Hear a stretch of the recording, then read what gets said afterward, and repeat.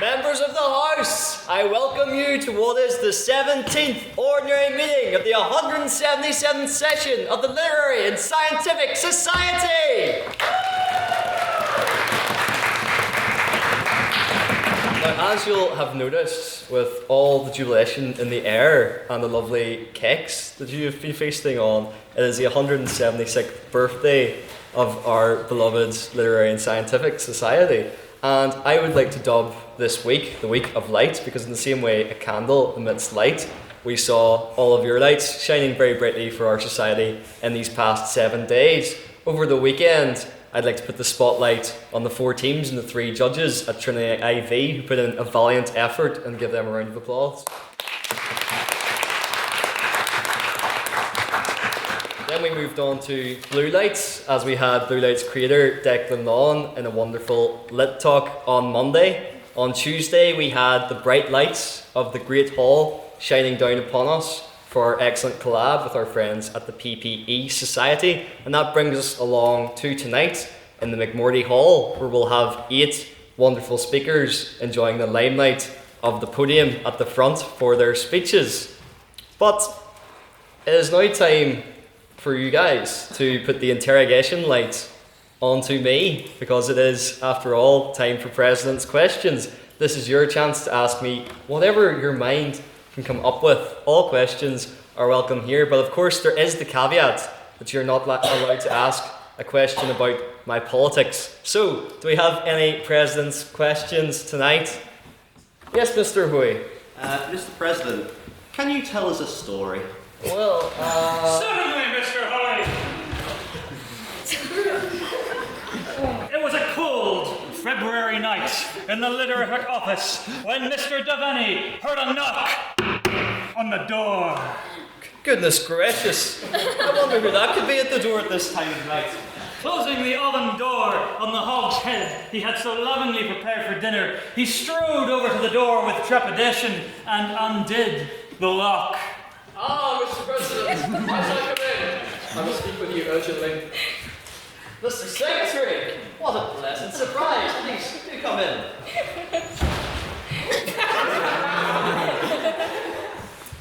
I see you've taken over the SU Blue Sky room again. I think you'll find this is the Literarific office. Didn't you hear the narrator? Hey, what? Good heavens. Is that an oven in here? Is that a hog's head? Never mind that right now. Anyway, would you care for some tiramisu? Good God, man. This is not the time for tiramisu. Besides, I'm quite drunk enough already. That's alcohol. It's not the cause of my intoxication. Now then, Mr. Secretary, tell me again, your name? Bacon Noble. Ah, I can tell you're a Becker with those buns. Well, I say, Mr. President, there appears to be something stiff protruding from your trousers. What? Oh yes, that's merely my gavel. Rather splendid, isn't it? Made of the finest Venezuelan metal, and it's very sturdy. As the President whipped his gavel from his trousers with great enthusiasm, Mr. Noble found himself blushing with girlish excitement. Would you mind terribly if I were to bang it? Would you like to go back to the other line? Why, yes, I can see that. Would you mind terribly if I were to bang it? Why, Mr. Noble, what sort of a question is that? Need I remind you that I let you bang it just last week during the debate? I let you bang it several times, in fact. Yes, you did. But I really rather enjoyed it. And just as I was getting used to it, you stopped letting me.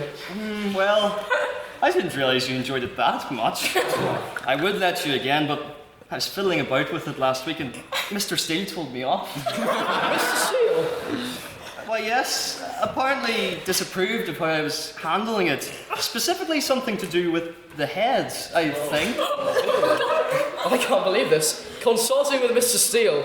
I thought we had something special, Daniel. Next you'll be telling me that you've let Matthew and James touch it as well. I believe you said you needed to speak with me. The tension was palpable. The heat was rising. And though the gavel had yet to be banged, the two fine specimens of man were almost out of protected time. So there was no going back. So Daniel, surely you know. Mr. Secretary, I'm not quite sure I do. It's obvious, isn't it? I thought I could hide it, pretend it wasn't there, but I simply can't ignore it anymore. I'm not going to. Goodness gracious, man. What are you talking about? I love you. I wanted to tell you, I was to help with it. I need you. I'm for you. I see. Say something, my dear fellow. I'm sorry, Mr. Secretary. I'm afraid it could never work. I'm simply not attracted to your kind. I see. Men, you mean? Oh, no, I'm sure most people have their suspicions.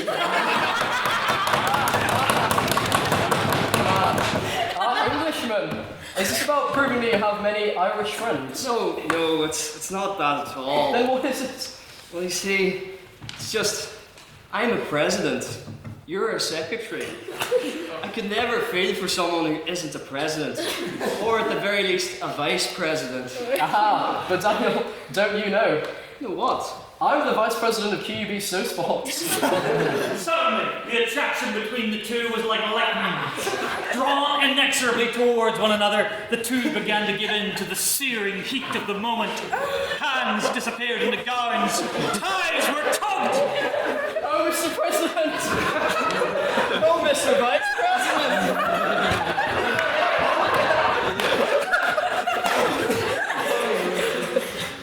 To hell with the simple kiss. Kiss me, you fool! To hell with the simple kiss! Why don't we give them all something to really shame resign about?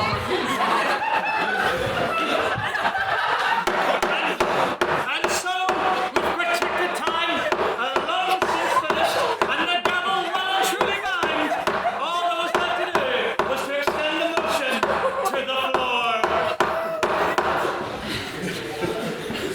Thus ends Shame Resign, the forbidden love story.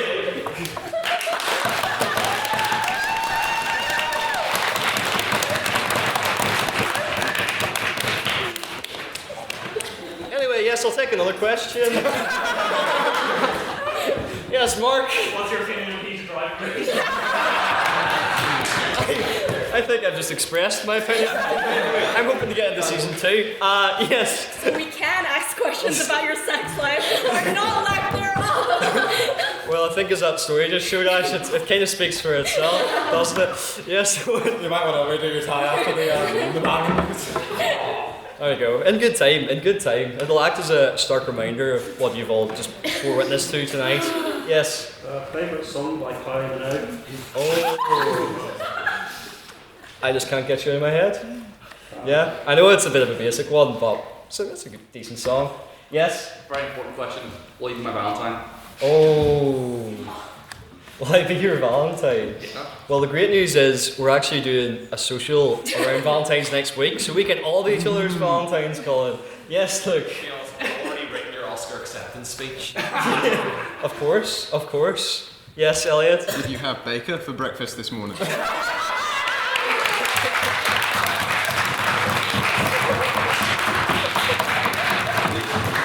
Just this morning? No. No, noble by name, not necessarily noble by nature. But yes, yes, Jonathan. If it's not too personal, I'd like to ask, did Baker Noble perhaps ask you to debate him like one of your French girls? Yes. Any other president's questions? Yes, Owen? Tell him, stop. Oh dear. Well, hold on a minute. It's more like... 1 second, this is just an act. Needed one of these, to be perfectly honest. Any other president's questions? Yes, Flynn? Really sorry, Mr. President, but we forgot to start the recording, so could you just redo all? What a shame, what a shame. Any other presidents? Yes, Colin? With the repeated mentions of lights, what are the odds seeing you at Limelight? Oh, would it be odd to see me at Limelight? No, what are the odds to see you at Limelight? The odds increased by 10% for each pint I have in Lavery. So make of that what you will. Any other president's questions? Would someone like to ask the traditional one that Elliot's already alluded to? Yes, Madam Vice President. So, since becoming the president of this society, I've been trying to eat the most elaborate breakfasts I can find, and I'd heard of these special pancakes. They were self-rising pancakes, but the problem is there's none here. They're only in Holland. So instead of being like a normal person and, you know, taking the plane or taking the train under the Eurotunnel or, you know, a boat, I decided instead to go for a very long walk all the way over to the Netherlands, to the city. And once I got there, the guy making the pancakes, he flipped one in the air, and then it just remained, it just kind of disappeared after he flipped it in the air. And I was wondering, you know, where is the pancake gone? But he assured me that the pancake would arrive back on my plate once I got back to Belfast. So I thought this is all rather strange. So I walked all the way back to Belfast, you know, hands with knife and fork, plate, you know, sitting on the table, waiting for this pancake, going, I really hope this guy hasn't ripped me off. And just as I got back, Bethany walked in and was wondering, what's taking you so long? You know, we haven't seen you all day. What happened? And I was like, yes, I had a very long walk to a Dutch city. She asked, you trekked? I was like, yes, I'm absolutely knackered. Now the problem with that joke is I always try to do that Dutch pancakes joke and I build the suspense, but due to the delivery it never lands. And I would do another joke about a famous Dutch city, but it would probably make you groan again. So I'll ask another president's question instead. Do we have any other presidents? Yes, Peggy? Are those comfortable shoes? Because that was a really long walk down. Yeah, they weren't too bad. I got a pair of clogs for the way back as well. Yes, Would Luke? you change how many days in the week there were? What would you change? I would make Wednesday like just a day off. So you have like your weekend and then halfway point as well. It's like half time up for the week. So I keep it the same, but Wednesday's a day off. No one has to work. Yes, Jonathan. What do you say to the credible reports that a crack team from the QUB players is waiting outside this very building to abduct both yourself and... I deny any rumours of that, but you might see us in the next edition of Neo Logos, hosted by QB players. Socks on as well. So. Yes, Mark? If you had to add a 0 to any number in your life, what would it be? Probably the amount of time I spent with Becker. Didn't last, but that'll make it probably 20 minutes instead of any other precedence questions? Yes, James. Acknowledging that you are a Presbyterian president, are you going off anything for Lent? Yes, I always go off chocolate for Lent, and I think it's the way to go, because if you go off chocolate, by the time it ends, bang on Easter, and then you can eat the Easter eggs, and they just taste so much better. So I'd recommend going off chocolate for Lent. Yes, Ella? Are you like me? Do you do chocolates? Like, do you like, does chocolate cake count? Does hot chocolate count? Of like, course. How strict are you with it? Not only does that count, but also I know there's some people that on weekends or certain days of the week have a cheat day. Yeah, Paddy's Day. None of that. If I'm off chocolate, I'm off chocolate for good, because again, it makes the Easter eggs taste so much nicer. Any other? Yes, Luke? Would you rather never make another pun or never see Baker again? Oh, I could reply to you with a pun. How could I possibly give up that cake? Yes. Very similar question. Are you going off Baker for Lent? Oh, I don't know if I could. Yeah. Any other president's questions? Well then, that moves us very nicely on to private members' business. So this is your chance as members of the House to bring up anything you saw in the news recently, anything of particular interest to you, and gauge the opinions of other members about such issues. So I'll go first to Mr. Calvin Black. Thank you, Mr. President. Hopefully everybody enjoyed the cake. In case you don't know, it was supplied as today, or rather yesterday, marks the 176th anniversary since the founding of the Society, and so I'd like to put a motion to the House. This House congratulates the Litterific on a happy birthday. Can I get a seconder? I got a seconder. Take some notes, sir. Yes, all those in favour of wishing the House and the Great Society a happy birthday, raise your hands now, please. Yes, that passes unanimously.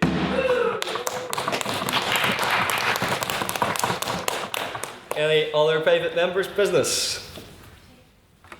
Yes, with the Jack. So obviously maybe saw that there was people were saying that Starmer's going to resign finally. So just what does the House think? Would Labour be better off if we kick Starmer out and we put someone new in, or are we too locked in to the Starmer? Thank you. Yes, Stormer, stay or go. Elliot? Who would replace him?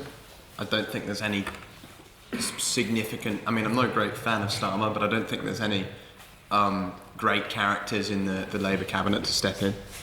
Thank you, Elliot. Yes, George? Yeah, well, personally, I believe Starmer should go. He's pretty crap. Yeah, cool, whatever. But I've seen a lot of people trying to advocate Alistair Cairns as a potential dark horse, and someone who's followed him for a little bit. He seems like an interesting character. Very good policy on defence and foreign affairs, so that's just my opinion. But yeah, we'll speak about it. Thank you. Peggy? I think if like Labour caves to pressure makes them look weak and kind of indecisive, and also we've had many scandals in the past, and they've managed to stay afloat, so why not? Thank you, Peggy. Yes? Seeing as the last government we had was the Tory government, which was like plagued by all the leaders resigning after 5 minutes every time, I think if Labour were to do that, it would seem even less like a break from the past, and it would not be to their benefit. Thank you. Owen? Talk about the politics of our own country. Micheál Martin's in a bit of trouble as well, so... Yeah, but expands the discussion. Ella? Well, on Keir first, I think it's actually, people underestimate how difficult it is to get rid of a Labour Party leader. It's not like the Conservatives. It's actually quite like a difficult system that they have, so it's quite easy for a Labour leader to dig their heels in. I don't know, I think it's a sign of strength that he hasn't gone yet. I don't know whether it's a sign of strength for him to run in the next general election. I think that would be quite a stupid decision, but I do think it would be wrong to have a leadership election right now. And then on Micheál Martin, he's never not in trouble. Like I'm sorry to like the Shinners in the room, but like Fianna Fáil and Fine Gael are going to be in there for a while. Like unless Sinn Féin get their head together down south, because they're really not that well liked anymore. They have it's hard down south to be anti-immigrant, but also pro-socialism, but also pro-immigrant, and then like where I'm from in Donegal, they're pro-life, which they're not anywhere else. Like it is like I'm not against populism, but it's not working for them. Thank you. Yes, one. Sinn Féin is not an anti-immigrant party. Where I am, they are. Like they post, that's a populist party. That's the difference. I'm not going to get it back forth, though, and we'll save it for Nappers. But I'm from Sinn Féin home country. Like they made it in my county, so Thank you. new Sinn Féin. Jonathan? I think Labour have a very exciting opportunity, given that they aren't winning the next election. Like, everybody knows they're not winning the next election. They probably don't even have a chance to do well in the next election. And so what the Labour government needs to do now, what they should have done earlier, and the only reason I think Keir Starmer should go is because I don't know if he has the balls to do it, is they need to fully just do everything the country needs but cannot do because it is too politically unpopular. They need to bring in proportional representation. They need to scrap the triple lock on pensions immediately. They need to reform planning. They need to reform the way we price energy in this country. Like, there are so many broad, sweeping changes that the country needs, that the Tories agree that the country needs, that are just political suicide. And given that the Labour Party aren't winning anyway, given that they're suffering from what I like to call Biden syndrome, which is where they were only elected because they were the least worst option and they're not doing anything exciting enough to stay in power, they should just give up on winning and make the country good in the long run and sacrifice themselves for that cause. Thank you, Jonathan. Yes, Luke? Just a different bit of private member's business. I'll take a leaf from Jack's and stand. So, some of the rhetoric may have saying that Erica Kirk is bringing her grieving from my dead husband on tour with fireworks to Belfast in the hope to recruit some people to join Turning Point USA. And I just wanted to house thoughts on it, but also I would like to pose a question to James Tersh, obviously our events officer. Next Lit Talk, potentially? So, our next Lit Talk is on Monday, thanks for reminding me. Yes. So, it will not be Erica Kirk. I can confirm that much. Thank you, sir. Anyone on Turning Point USA coming to Northern Ireland? Yes? As an American, there's no point in having that organization go abroad. And personally, I think Erica Kirk is a grifter, and she's making her money, and so people who are grifters here are gonna really support her and whatever maggots want to do. Thank you. Yes, Ash? So ironically, the anti-immigration side of people want to come all and immigrate all the way here when it suits them. An interesting point, thank you. Yes, Jonathan? It's interesting that when left-wing well, mostly when communists did big supranational organizations, it was seen as evil and threatening. But when the right wing in America tries to do big supranational political organizations, which I think is equally worrying and equally meddling in another country's politics, suddenly it's kind of all right and welcomed, and we should just shut down any attempt from foreign actors to meddle in our politics, be that the US or Russia or China or anybody. Thank you. Yes, Owen? Or the Northern Ireland office. Anyone else on that? Or I'll take another final piece of private members' business, if anyone has one. Yes, Peggy? USA, anyone seen the Super Bowl halftime show? Yeah, anyone on the Super Bowl halftime show? Yes, Ella? It was really good. I thought I really enjoyed it, and like unlike some people, I knew who Bad Bunny was beforehand, so I thought it was really good. But like my dad loves to watch the Super Bowl. He's done it ever since like I don't know, whenever he was born, I guess, or had a TV. But he always stays up to watch it, and he's usually a harsh critic. Like he wasn't a Kendrick Lamar fan, and he ate up the Bad Bunny Super Bowl halftime show. And he is a baby boomer who was born in an undisclosed year because he's old, and he enjoyed Bad Bunny. So I think anyone else who is of a certain much younger demographic who's hating on him for the sake of it, especially when you're from here, I just don't get it. It's like maybe if you were American, you'll have an opinion on like, but just people here who have such extreme opinions on whoever's performing in the halftime show. I'm like, why is that the battle you're fighting this morning? It doesn't make any sense. Thank you, Ella. Yes, Luke? I think it's interesting. I have seen wonderful clips of the Turning Point USA. It's wonderful to watch them scream to what is essentially just a sea of empty seats. When you put yourself against an institution like the Super Bowl in a culture war, you're bound to lose, and I think it's probably the most embarrassing thing that's happened to that sort of right-wing section in a long time. When you put yourself against what is essentially an international organisation and people can see your failure, I don't believe that'll be the best thing for American right now. Thank you. Yes, Jonathan? Talking of seeing failure, did anyone see the videos that came out from Donald Trump's Super Bowl watch party in Florida, where he was watching the Bad Bunny halftime show and not the Turning Point halftime show? It's just an add insult to injury for the Turning Point guys. Yes, thank you. Anyone? Yes, John? So the Super Bowl halftime show is designed to bring a different audience to the Super Bowl versus the general people there for the football. So I was reading an article about the Bad Bunny show, and Bad Bunny is obviously, he's like the biggest like Latin artist out at the minute. Yeah, no, he's huge. But a big part of the reason he was chosen is because despite all of the discrimination against Latino people in the United States at the minute, they are a popular demographic, they're a growing demographic, and they're having a cultural moment as well that's really flourishing. So I think it's one of those ones that a lot of people on the MAGA spectrum are very angry about this, but it's the world we live in, and it's a great cultural moment. You just got to celebrate it and vibe with it. So. Thank you, John. Yes, Luke? First, I just want to say I thought you made a very good point there about it being a big cultural moment anyway for Latino representation.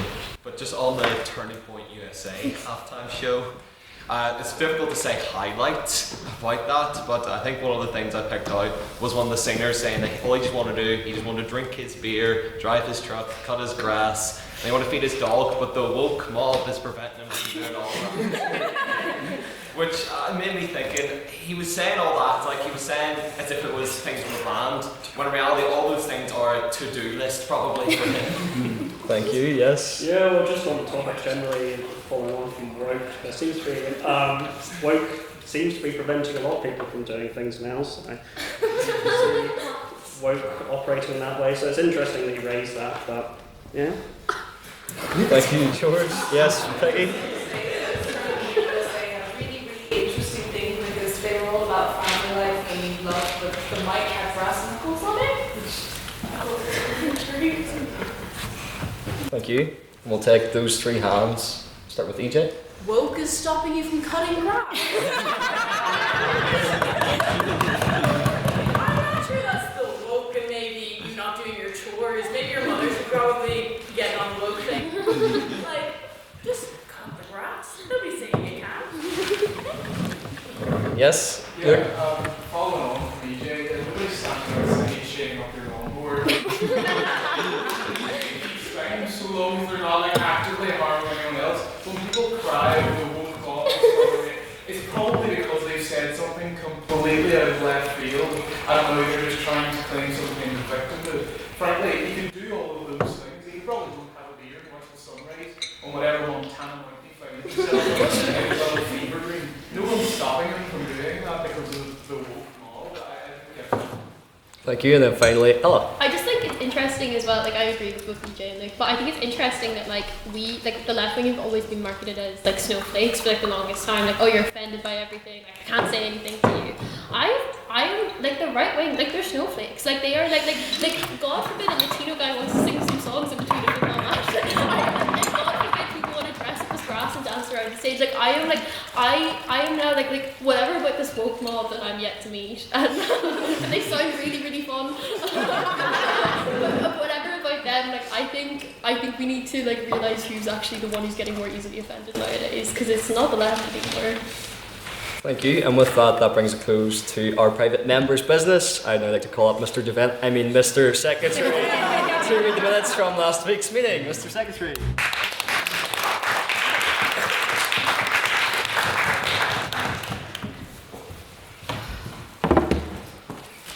On February 5th, 2026, the Queen's University Belfast Literary and Scientific Society convened for the 17th ordinary meeting of the 177th session to debate the motion this House would reinstate Irish language signage at Queen's. President's questions we have from Luca, who said, if a condiment was a person, which would be in the Epstein files? There was no comment. Leon asked what you had for breakfast. You said a joke about eggs and French. Isabel asked how many meals did Bethany cook for you in your communist kitchen? You said none. Luke said, why would you get banned from Xbox Live? You made another egg joke about eggs boxers. Jonathan Massey said, if every animal was the same size, which would win? You said an ant. Conan said, what was your last dream? And you said most dreams are interrupted by Bethany knocking to get rid of spiders, washing, or fashion advice. Ash said, what instruments can you play? You said piano and trombone, and then described yourself as a pianist and a tromboner. As was evident tonight. Mark said, what instrument would you like to destroy? You said the instruments of the capitalist West. And Luke Collins said, are you aware of the tragedy of Darth Plagueis the Wise? With that we moved on. Private members' business, we heard from James Turish, who put forward a motion to express condolences for Joe Mulholland. Ella seconded it, and it passed unanimously. Conan talked about the law passed in Spain to ban social media for under 16s. Ash said that government should focus more on formative video games. Isabel said that evidence shows that the smartphone generation are failing more. Parents need to parent. Veronica said that it should be left to the will of the parents and their good advice. Moving on, we heard from Daniel Devaney, who talked about the photos from the Beatles biopic being released. Luke said we need to be careful because they're not actually the Beatles. EJ said that she loved someone's hairstyle. Barry Keegan. Kwame said it looks legit to me. Isabel said George Harrison lovers need to come out. Nobody came out. Beth Lynham said some actors are too good for movies as you can't see them as the actual parts they play. And Kwame said Ray Charles' movie with Jamie Foxx was legit lit. James Turish then finally raised the topical issue of Queen's hastily removing the bust of George Mitchell from the Lanyon forecourt. Nothing was heard on that. And then we moved to the vote on prior opinion, where we had 48 votes for the proposition, 12 votes for the opposition, and 5 abstentions, meaning that very narrowly the proposition carried and the motion passed. First on a proposition, we heard from Conliffe, who said, it's not about whether Queen should adopt something new, but rather about reinstating something that's old. Language brings people together and connects them to their lands and culture, and on the issue of cost, they paid enough to take it down and could have avoided the costs altogether. First in the opposition, we heard from Ollie, who said the motion makes us ignore the rulings of the Equality Commission and is not a neutral motion. It's about symbolism and politics. Languages aren't born political, they're made political, and this should not be the case. He talked about Scotland, where Gaelic signage is everywhere, but the number of speakers is slowly declining. And he said that signage is visibility without vitality. He then went on to say that English is the language of the UK, the language of QUB, and the language of the nation where Queen's is situated. Second on the proposition, we heard from Mark, who said he uses it with daily communication between co-workers and texting. Languages need signage to be normalised in daily life. Dual signage is an effective way of learning, and if we start adding Irish language signage at Queen's, why stop there? It should be more prevalent. Second on the opposition, we heard from Jay Basra, who said, you cannot eat a flag, nor can you eat an Irish language sign. Queen's has expressed that their policy is to work on science in all languages, the justification being that Queen's is an international campus and should support all students. The uni claims to be representing everybody while ignoring Ulster Scots, and that unionists are less likely to move somewhere that the Irish language is shown. And we should focus on tangible actions that benefit all students rather than things that only benefit one community. Thirdly, proposition we have from Kwame, who said in St. Lucia there's many languages mixed together, and when he was younger he'd hear it often. Now only 2 speakers remain in his family, and in a world of globalisation, a small gesture of a sign with admittedly hard to pronounce words can make that place feel special. Can you really put a price on heritage, Kwame said. Thirdly, opposition we have from Harry Nicol, who said, why do people feel uncomfortable with Irish? Because it's politicised. He's proud to be an Irish unionist, but he feels excluded by Sinn Féin. The way to inclusion is under the crown, he said. He then produced the NI flag and draped it over the lectern. Would you ever see a unionist kneecap walking down the Falls Road? I want to see equality of Irish, English and Ulster Scots. And then finally for the proposition, Owen O'Neill, who said, no man has the right to fix the boundary. We are on the island of Ireland, the country of Catherine Connolly, Fontaine's DC, and quite topically Matthew Shanks' Twitter account. Investment to NIs cost billions to both Ireland and the UK. Culture across the world is slowly being diluted and it's time to preserve it. And then, he won the support of all of us by condemning the rise of the US empire and the exploitation of Americanisms is a crime that should be cut off, he ended on. Then finally, for the debate, we had Beth Lynham, who said, one thing more important than signage is money. Money should be spent on doors, functional doors. Money can go to such better places, such as doors. This whole debate wouldn't be a problem in Ulster University as they can't read English anyway. So science would be useless there. When people already struggle to pay for a living, why should we invest in signage when we can invest in doors? There was a theme running through this one. Holy Land's apartment costs £2,000 only to die of the black mould or get cheated on by a man named Oren. And with bilingual signage, what do we look like? We look like a Southern uni. Dare she say UCD? She did say UCD. Southern universities are the enemy, she said. Very real. But what is the real problem, she asked? Doors. Fix the doors. And I thought it was particularly poignant because actually the day after this, one of the revolving doors of the SU broke. So that is another door to fix. And then we had questions for the proposition from Ryan Hoey, the first proposition speaker, and Ollie. For the opposition from Ellen McMullen, Harry Nichols and Owen O'Neill. And the abstaining question from Henry O'Riordan, the first prop, and Ollie. Finally, we had the vote on speakerability, with 31 votes for the proposition, 11 votes for the opposition, and 20 abstentions. The proposition carries and the motion passed. And finally, we had council announcements, where Henry said that Queen's Ivy is back. Ellen McMullen said that we're nearly at 50 maidens and 2 sign up to debates. James Turish reminded us of a very successful lit talk on Monday with Declan Lawn, and I believe there's another one next week. And then Beth Lynham reminded us to buy membership, and for the first time we had a speech without Elliot Dickey's white South African family. So can I take the minutes to read? Yeah.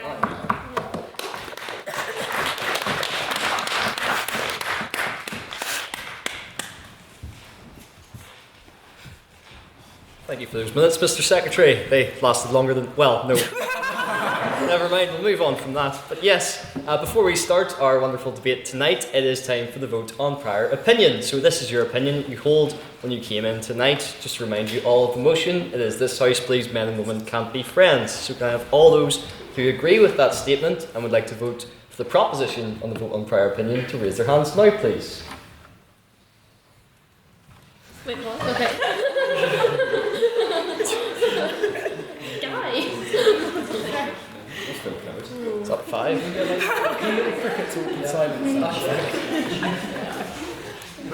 Five. Yes, thank you. And can I have all those who disagree with that motion and would like to vote for the opposition on the vote on prior opinion to raise their hands now, please?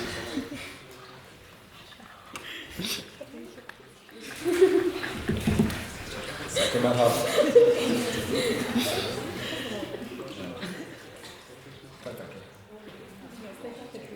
32, yep. And finally, can I have all those who would like to abstain from the vote on prior opinion to raise their hands now, please?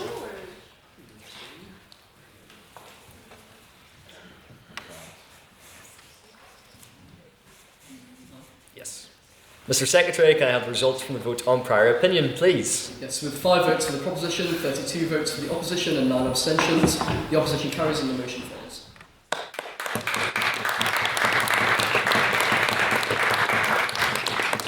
before we start, a quick run through of the rules. Speakers will take it in turns, proposition and opposition, to come to the podium and deliver their 7-minute speeches. The first and the last minute of their speeches are protected time, which means for those 5 minutes in between they have unprotected time.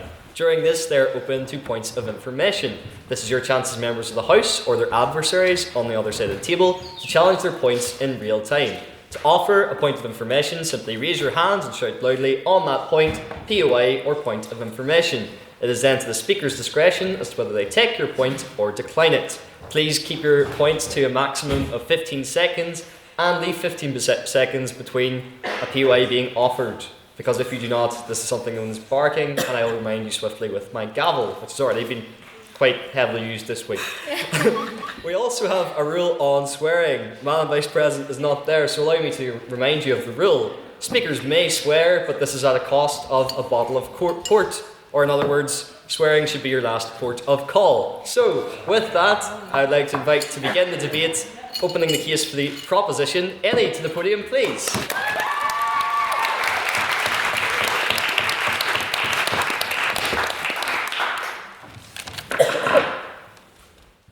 Picture this. You're a girl. It's 10 p.m. on a Friday night. You're watching heated rivalry with your homeboy after you spent 3 months convincing him that his plot aside from the copious amounts of steamy snot. You're munching on popcorn and totally enamoured with Iliad's avoidant attachment because it reminds you of your current humiliationship. But your homeboy, he hasn't said much. In fact, he's just allowed you to speak for over 20 minutes. Which is weird because men usually love speaking of women. We're in a society full of them. They literally don't ever shut up. Now it's 11. Over the past hour, he's edged closer and closer towards you and paid less and less attention to the show. Now he's staring only at you and not at Shane's fantastic booty. You're starting to feel like something's amiss. And then he opens his mouth and utters a hesitant, "I have something to tell you." In an instant, you can tell this is serious. A myriad of possibilities flash through your mind. Did he leave the stove on? Is his prostate okay? Did he bet on Man United winning? Soon, he whispers, "There's a scar like." Internally, you rejoice. Thank God, this loser is no longer going to be single. That's a burden off your back. Now he can stop sending you freaky reels and send them to his future girlfriend instead. You say, "Oh my God, oh my God, oh my God, who?" Then listen with bated breath for what he says next. You know her very well. Eyes frantic with nervousness. You're confused because you thought you guys were best friends. Why is he so nervous to tell you about who he likes? Does he have a crush on a minor? Will you need to hold an intervention and pull him out of jail? The toll bells of inevitability ring.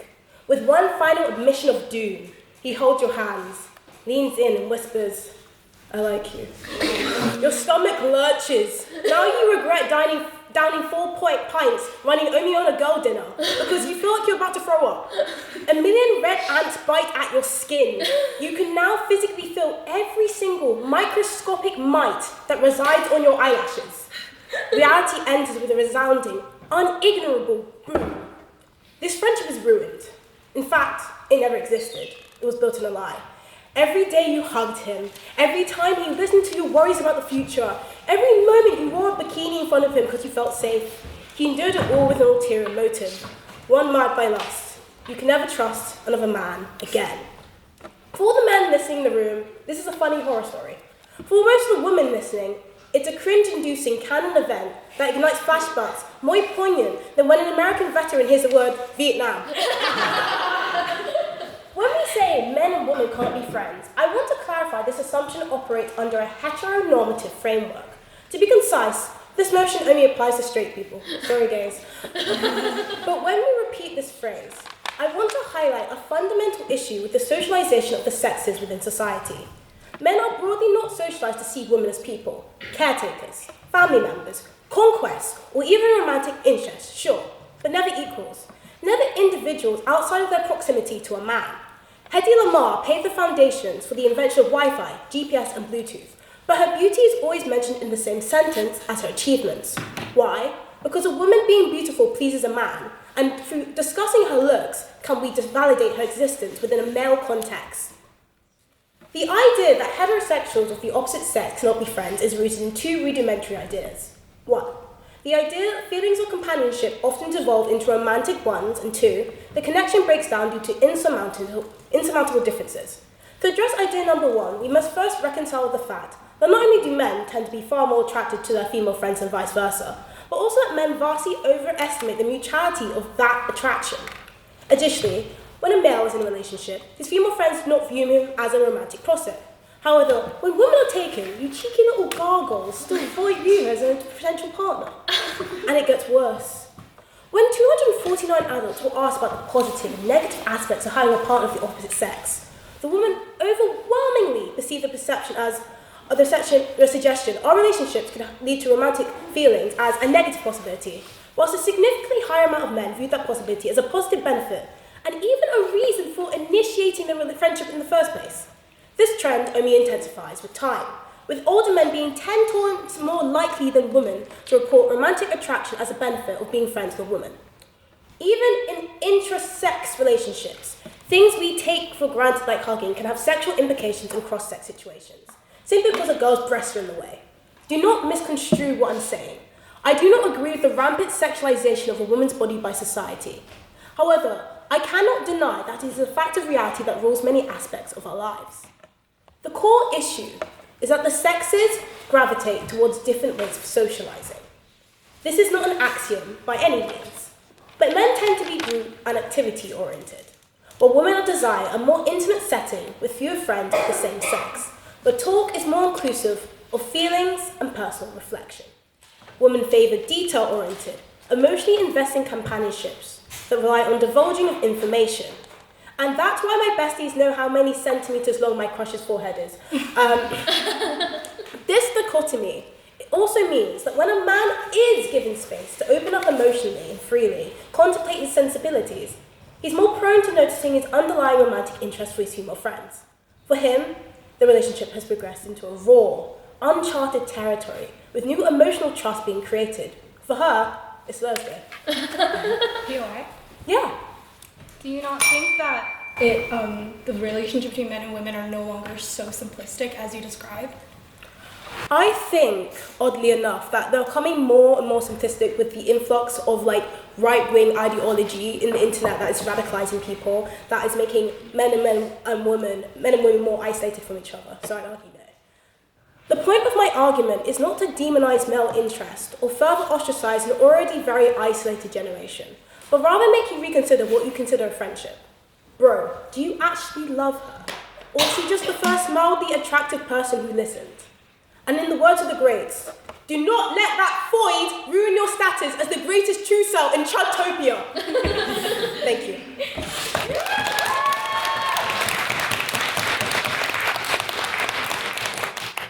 Thank you, Ellie, for that very fine speech. And now to open the case for the opposition, I would like to call Elliot to the podium, please.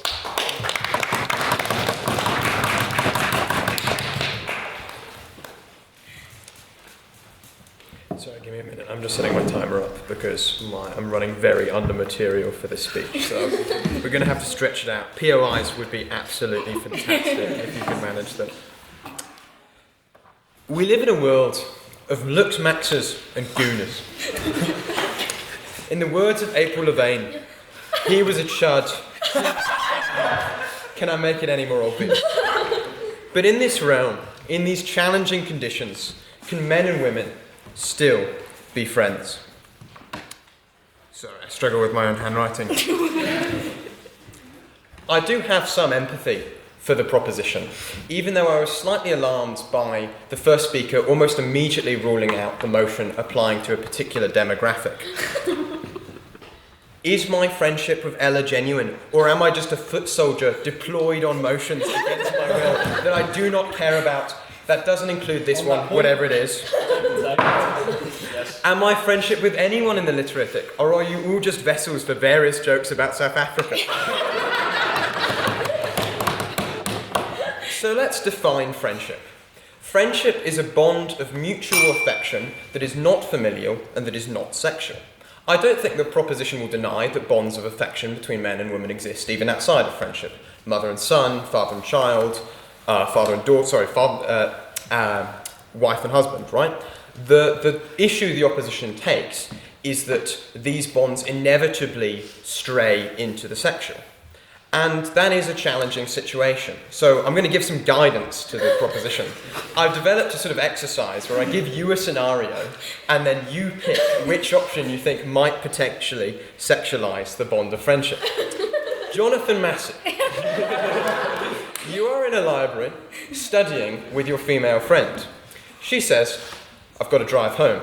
Do you, A, wave goodbye, continue studying, B, offer to walk her to her car, or C, crouch behind her car with your trousers around your head? On that point, please go ahead.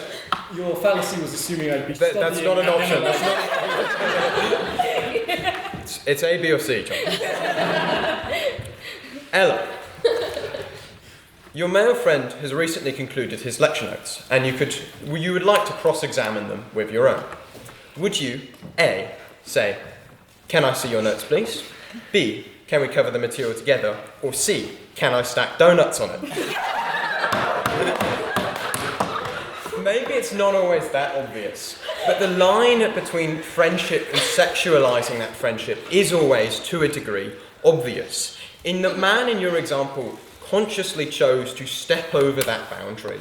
That was not a shaky situation. He knew what he was doing. On that point, Go ahead. so if you're not friends, why are you inviting him to, to come over to yours and watch a movie like friends? So you're saying that? I'm saying that no, don't get me wrong. The friendship in the watching of heated rivalry, that great ritual of friends since time immemorial, is certainly a friendship. But that guy made the conscious choice to violate the boundaries of his friendship. That is not an inevitable path of every friendship to take. That is him treating you badly specifically. Furthermore, I would argue that not only are these bonds exist, but they are essential. They are necessary.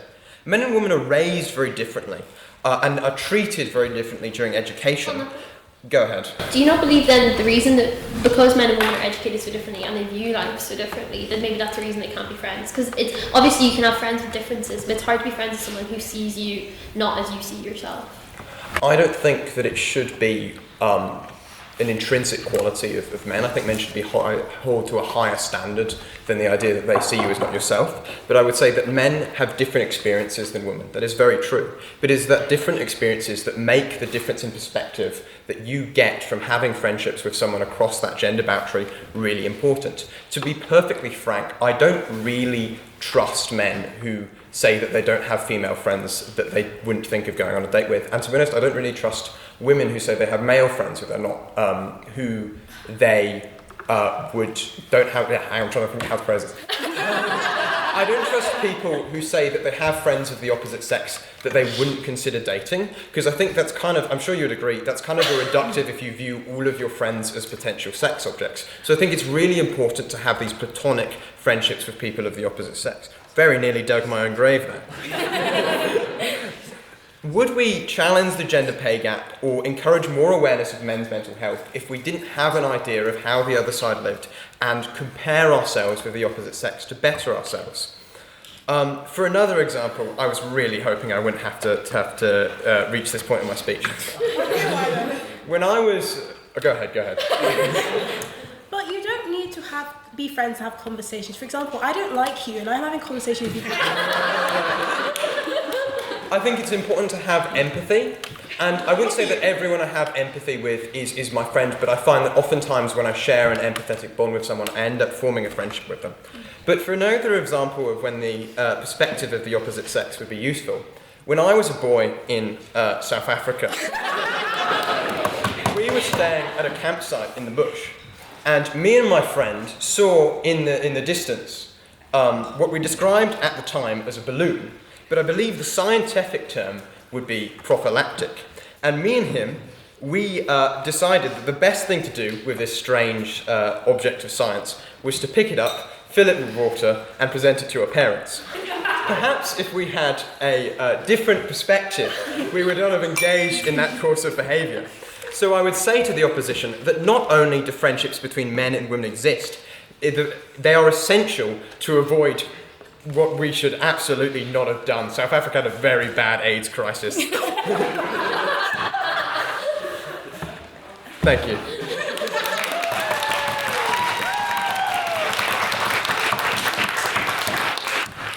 Thank you, Helen, for that very fine speech. And now, second on the proposition, I would like to invite Florence to the podium, please.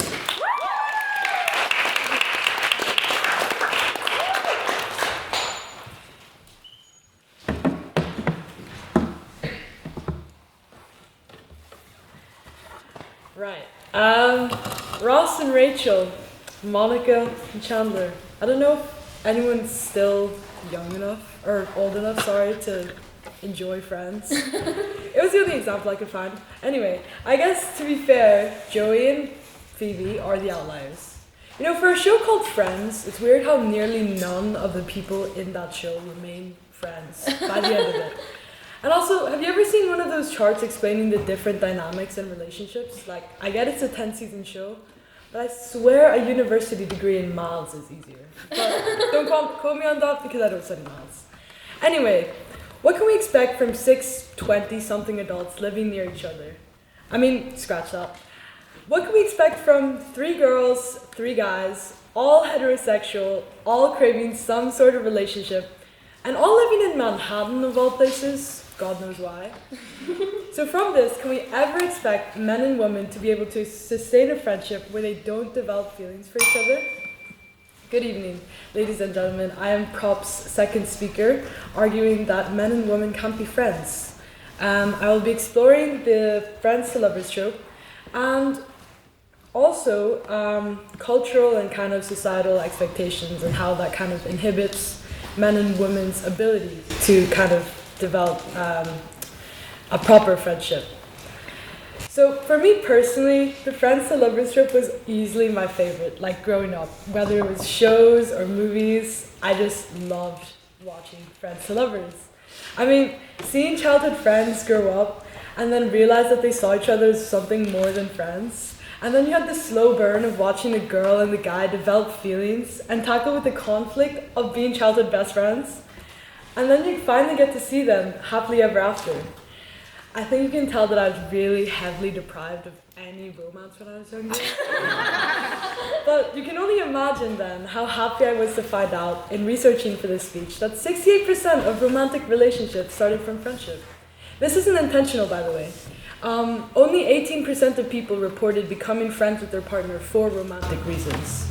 This shows that even if men and women don't intend to end up in a relationship after being friends, the statistics seem to show that being attracted to one another is still really likely. But I know this house hates hearing about statistics, so let me find a way to make this speech about something a lot more interesting. Me? So I meet this guy called Abhishek, and we meet up through badminton. I used to think, wow, I really click with this guy. And we just became closer and closer, and we eventually became best friends. We would stay up late to text each other, we would go to McClay, play badminton. Can you tell Valentine's is really close by, guys? At some point, I began to wonder whether we both just wanted to stay as friends. Like, would I be satisfied if I was just friends with this guy? And here I am 2 months into a relationship. Don't know if that's a mistake or not. It's a guy. But it isn't all sunshine and rainbows, and behind this proposition there still remains many like sexist undertones. To say that men and women can be friends sounds great in theory, but I want to argue that this simply isn't a reality for many. Let me start with the popularity of single-sex secondary schools here. From the age of, say, 11, many kids will attend a school where they only get the opportunity to talk mostly either to guys or girls, depending on where you went. In between GCSEs, A-levels, or burning your hair off from the Bunsen burner in science, who did that? Where are these kids finding the time to go out of their school bubble and talk to the opposite sex? I mean, men and women can't be friends if they are never given the environment from which they can branch out to the opposite gender. No, thank you.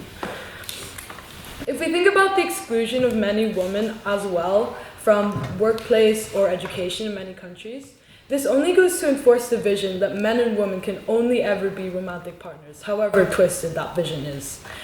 I mean, how can we argue that men and women can't be friends when we look at can be friends when we look at countries like Afghanistan, where under the rule of the Taliban, teenage girls cannot attend school after the 6th grade?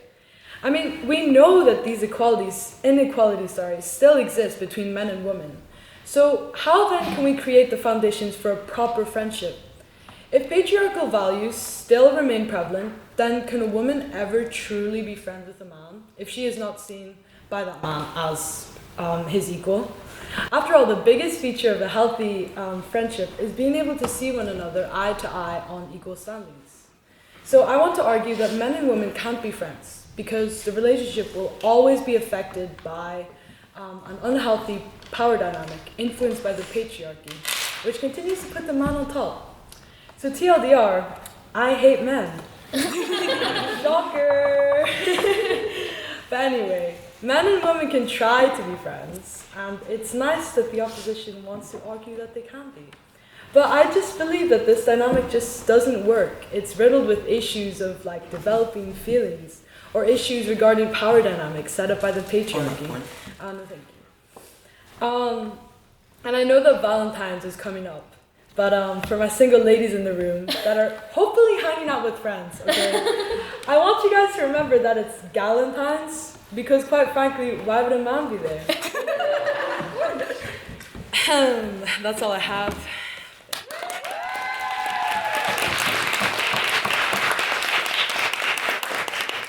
Thank you, Florence, for that very fine speech. And now second in the opposition, I would like to invite Joyce to the podium, please.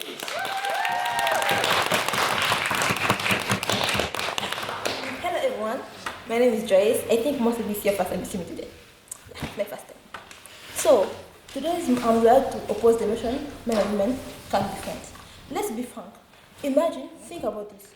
We all know women love talking because I really love to talk. I can do a whole day talking in one night. And I believe that it's really good. You know, Friday night in the evening with your friend, you talk with a male friend because they are good listeners compared to us. I'm not a good listener. And because of that, you can't tell me that men and women can't be friends because of gender. I don't think gender should oppose anything. Personally, I don't think gender should be one of the causes why men and women can't be friends. Sorry, my handwriting is really bad. Friendship shouldn't be based on human connection. Friendship should be based on human connection and not on gender only. You can't stop a long, good bond because of gender. You can't oppose that. Kind of scared right now. And also, like when men and women are friends, you bring different ideas on the table. Why? Because men and women are not alike. We have different ideas. We have different people. We are opposite people. And when you bring both of them together, you bring many different ideas, many different stories, and it's really good for both of us, not only for one, but both of us, because it helps us learning what more about the other one, and also breaks us from this bound and this world that we are in, that we can't do this, we can't do this. And when you're with the opposite gender, it's easier to talk with other people, it's easier to feel fresh about yourself and to be frank about yourself. And also it breaks hatred and negativity. Because if like you believe that men and women can be friends, you will not be able to do certain things, and then also it will stop you from doing certain things. Why? Because you'll be like at school right now, you'll be with a male colleague, and you'll be like, oh no, men and women can be friends, and also it may stop you from having a great idea in projects and other things which you could share and help each other. Okay, what? No, thank you. And also diversity of emotion. It brings diversity of emotion, diversity of ideas, diversity of feelings and mixture. And I don't think that if men and women are friends, it will always lead to sexual activity. I don't think so. And I believe that all of us don't think so. Men and women are raised differently, and we have different ideas. Because of that, if you be sharing an idea with a male colleague, you be sharing an idea with a female colleague, it will help you. It will help you personally to be more happy, to be more friendly about yourself, and everywhere other places you will go, everywhere other place you go, and you'll be able to meet people you don't know, and because of that, you'll be really encouraging yourself. And also, one of my other points it brings to evidence, it leads to healthy success. How? The more you talk to people, the more you're healthy. Because friendly reduces depression, reduces stress, and brings health. And also, the more you talk to different genders, the more you'll be more healthy and the more you'll be more friendly.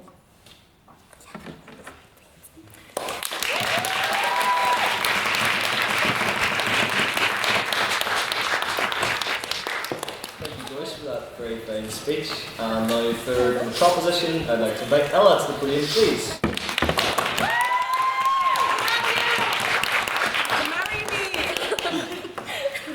Good evening, friends and men in the room. Also those in this chamber currently thinking, this speech absolutely does not apply to me and my extremely special, definitely platonic boy best friend. Tonight I would like to defend a truth that's uncomfortable, inconvenient, and slightly embarrassing because we've all watched it happen unfold in real time. Men and women cannot experience the true form of friendship. Casual acquaintances, yes. They can share jokes, lunches, mutual complaints about the price of pints in the SU, but the deepest, most emotionally intimate, consequence-free friendship, that sacred, unshakable bond where nothing complicates that connection, that is where the reality politely coughs and says, I'm sorry, but no. I'm aware that you might be wondering about Henry of it all. Henry, looking down from above. He's not dead, he's in Newcastle with his boyfriend. But alas, Henry and I aren't friends. I may be Henry's best friend, but he's not my best friend. Look, I like the guy, but he's no Beth Lynham. Once you experience true female friendship, you can come to understand that the relationships you have with men cannot be put in the same bracket. Can I stay on the phone with Henry for 3 hours? No, I did that with Beth today. Can I share clothes with Henry? No, but I do that with Beth. Can I share a bed with Henry? No, but I've done it with Beth 3 times. And counting. Look, I'm aware this is increasingly sounding like lesbianism. To be unenlightened. But the bonds are fundamentally different between men and women. My case rests on 2 tragic reasons. First, men and women cannot sustain the deepest, most meaningful conversations that we can have with our female friends. Second, the sex thing. For the sluts in the room, I'm sorry for the wait on that one. Unfortunately for Baker and Daniel, the resident sluts here tonight. Let us begin with conversation, the sacred currency of true friendship. Deep friendship is forged in vulnerability, confessions whispered at night, insecurities shared in moments of quiet trust. The long, winding conversations where 2 people reveal not just what they think, but who they are. But here lies the paradox. Men just can't comprehend this. Have you ever noticed that men don't talk about emotions, they just talk about things? Men talk about football or politics, or if you're Jonathan, Bosnia in the 90s. That was one of the first conversations I had ever had with Jonathan.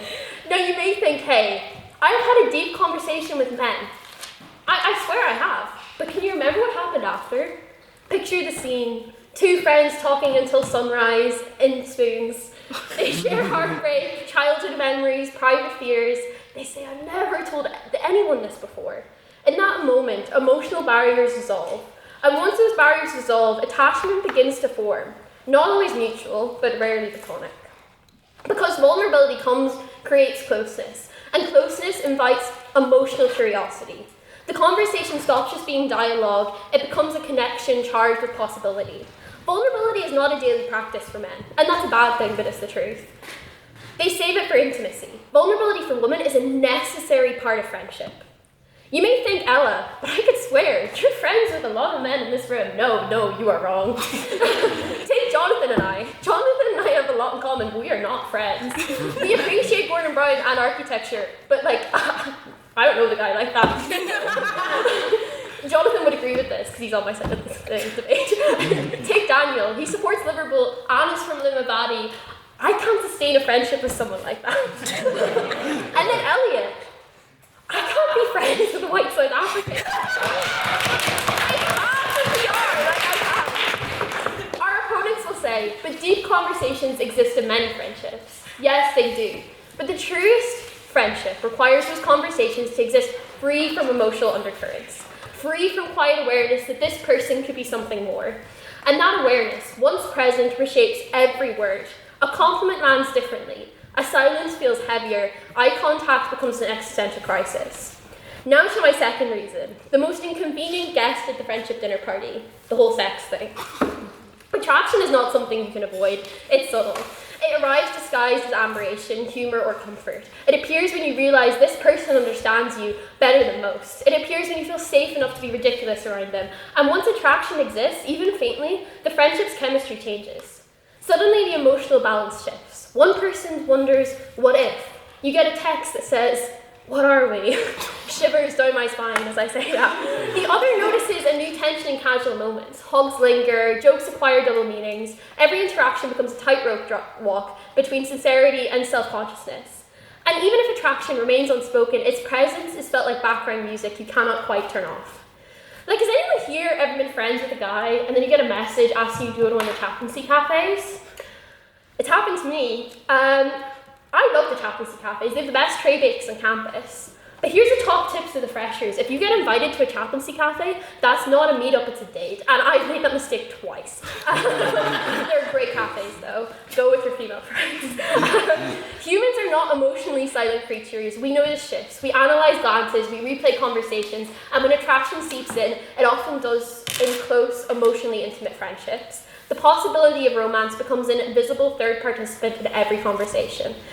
Now, our opponents will present exceptional cases. Friendships untouched by attraction, gloriously uncomplicated and deeply platonic. And yes, they exist. I also will acknowledge, even though it's not part of our framing, but Elliot brought it up, straight women and gay men, for example. But can we truly connect with the opposite gender? Men view life in such a way that feels increasingly incompatible with our views. Take Henry, he won't share my clothes or my bed. Like, I can't deal with that. That's a requirement for my friends.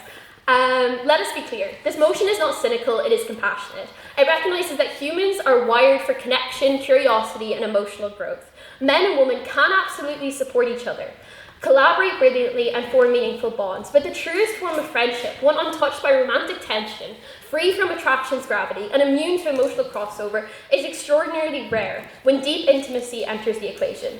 So tonight, the proposition does not ask you to deny the existence of cross-gender connection. We ask you to recognize its complexity.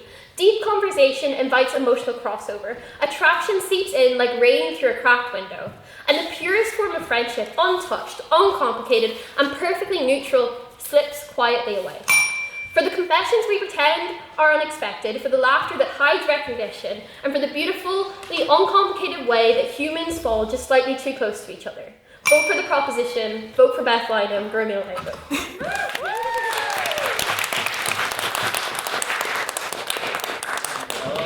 Very fine speech, and then let's invite third on the opposition, Ash, to the podium, please.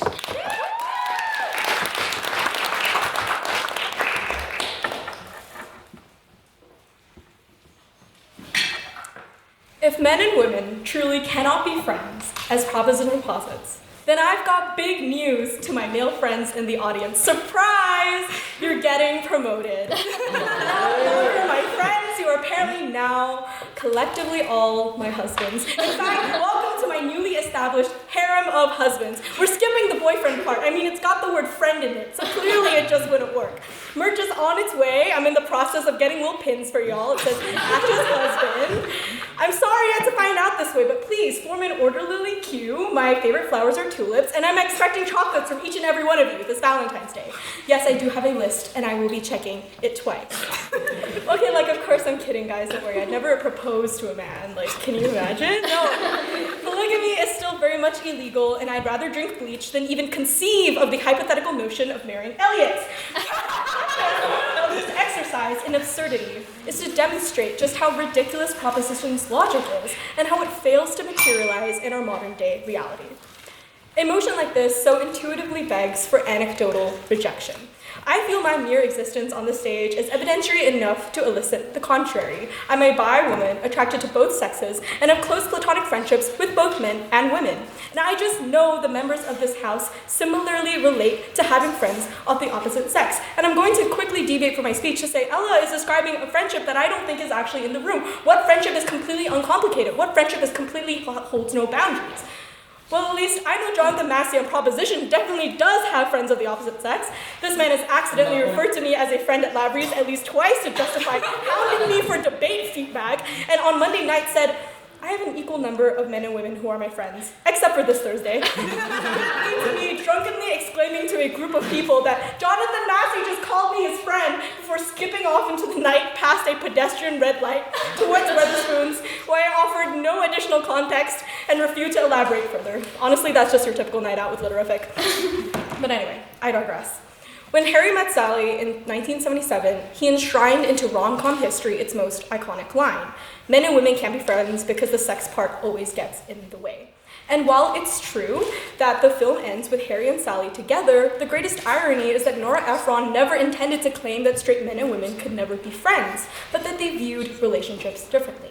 And this is perhaps still true to an extent. No one here in opposition is denying that as a result of sexual dimorphism and differences in the way men and women are socialized, that we form bonds differently. We're not here to reject general sociological patterns of behavior. But it becomes a problem when you use these patterns to assert absolutist limitations on how men and women can interact with one another. It's just fundamentally flawed to assume that all men are emotionally superficial and only interested in sex, while all women are emotionally invested and are always seeking deeper levels of intimacy and commitment. And yet, Proposition's contentions only confer coherence if you adhere to the skewed and narrow lens of who men and women truly are. They put forward to you that because men are primarily motivated by sex, any friendship with a woman is really a thinly veiled attempt to achieve it. That women are such clinging creatures, always searching for emotional closeness that will inevitably want more from their attractive male friends. It's a false assumption that we will always fall back onto our biological impulses, that our platonic interactions are merely performances masking some underlying romantic intent. After all, in their worldview, we are just simple animals, either looking to procreate or to secure a mate for resources. What an inhuman way to look at what makes us most human of all. I'll take your point. It's unfair to assume that this debate is talking about every single individual person. It's clearly talking about men as a collective and women as a collective. It's an average, it's an aggregate. I'll talk about the collective. I'll talk about the collective because maybe in 1977 the friendships between men and women were more simplistic, but the landscape has changed. The men and women of today are raised, educated, and employed alongside one another in ways that we were just less common 50 years ago. We grow up in mixed classrooms, collaborate in universities, and enter workplaces where men and women increasingly occupy roles of equal standing, authority, and professional power. Cross-gender interaction is no longer defined primarily by rigid courtship norms or hierarchical dynamics, but by partnership, teamwork, and shared ambition. Emotional intelligence in men is no longer stigmatized, and independence in women is no longer exceptional. Conversations about boundaries, consent, and communication are mainstream rather than taboo. In a world where men and women operate as peers, as colleagues, leaders, co-founders, and collaborators, the idea that proximity must inevitably produce romance feels not only outdated, but incompatible with how modern society functions. Attraction is a variable, not a verdict. We instinctively understand that the existence of potential does not equate to the inevitability of outcome. And if that is precisely why this debate has been implicitly narrowed to focus on straight men and women, because the moment you apply Proposition's line of logic to bisexual individuals, it collapses entirely. They would, by that reasoning, be incapable of forming any friendships at all. This reveals a pertinent logical inconsistency. I know the Proposition has tried to limit the motion, but they still need to answer why. If attraction does not inevitably ruin friendships for bisexual individuals who are attracted to both sexes, why should it necessarily be the case in straight individuals? I'll allow you to answer in your own speeches. Yes, friendships can be complicated by attraction. And of course, romantic relationships can be complicated by opposite sex friendships. But to then conclude that these complications necessitate a categorical impossibility feels like a shallow analysis of the truth. That just because boundaries can blur between friends, that we cannot retreat to withdraw them. So what if friendships can fail from unreciprocated attraction? Marriages can fail from infidelity. Do we reject the institution of marriage on that basis alone? Of course not. Relationships are dynamic, and friendships rest on a spectrum, malleable to time, place, and person. It's true that perhaps once you are in a relationship, your friendships with the opposite sex may change. But isn't that also a possibility for all other relationships too? Why does this necessarily render opposite sex friendships redundant or impossible? At its core, this motion underestimates people. That gravitational attraction to one another necessitates chaos and collision. We reject that view. Men and women are not governed by impulse, we are governed by choice. Friendship is not destined to burn and crumble at the first spark of attraction. It is something we can consciously shape and mold to our needs. To accept Proposition's case is to adopt a deeply pessimistic view of humanity, when we are forever suspicious, forever territorial, forever unable to see one another as full human beings rather than potential partners.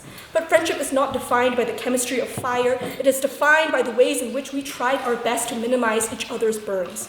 If we are capable of trust, maturity, and self-regulation in other areas of life, there is no reason to believe we cannot exercise the same capacity here. And we should trust ourselves and each other that it is possible to do so. For these reasons, we proudly oppose. Thank you.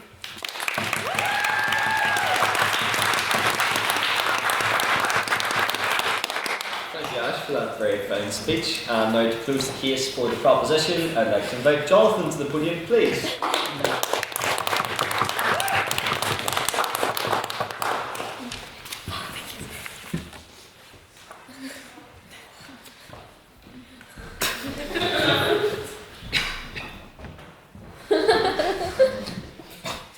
Tote bag.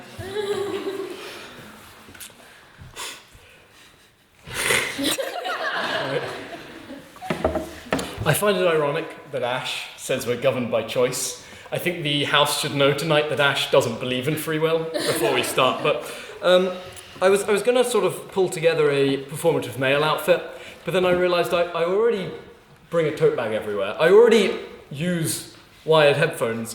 And so instead I'm just going to put as many Leve song titles in the first line of my speech as possible. This has been a night to remember, but unfortunately it's tough luck and too little too late, as the opposition argument has already been falling behind from the start. And so if the opposition has you bewitched, I promise to try my hardest to say why their side is second best in this debate. Elliot. You talked about bonds of empathy, but I couldn't empathise with your argument. Not just because you're a white South African, to drag for me, as my brother would say. Not just because you talked about me studying in the library, but because you talked about me having friends. Jonathan Massey doesn't have friends, he has interests. much like Kissinger said, the relationship between me and Ella is not a relationship of friendship. It's a relationship like the one between Saudi Arabia and the USA. Do they really get along? We'll never know. But all we can say is that there are mutual benefits, and I get to be on some debates that I want to be on, and she gets to force me to do some debates that I don't want to be on. And so each side benefits. But no, I will actually engage in what Elliot said, unlike him in the capitalism debate. Elliot talks about mutual bonds.